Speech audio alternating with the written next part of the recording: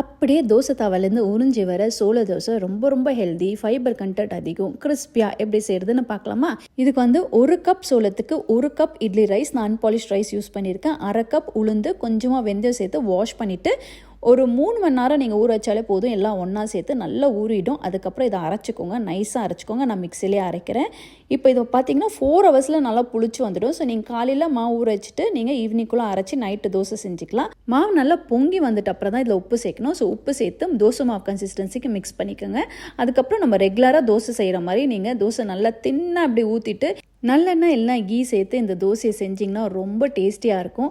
அப்படியே பார்த்தீங்கன்னா brown colour ஆனோன்னா அப்படியே உறிஞ்சி வரும் தவாலேருந்து. அப்படியே 2 சைடும் கிறிஸ்பி ஆகிற வரைக்கும் நீங்கள் இதை செஞ்சு எடுத்திங்கன்னா தோசை செம்ம கிறிஸ்பியாக இருக்கும். இதை ஹாட்டாக சாப்பிடுங்க, அப்போ தான் நல்லாயிருக்கும். இந்த சோள தோசைக்கு பார்த்தீங்கன்னா தக்காளி தொக்கு செம்ம காம்பினேஷன். ஸோ கண்டிப்பாக நீங்களும் ட்ரை பண்ணி பாருங்கள். Happy cooking, blessings to you all.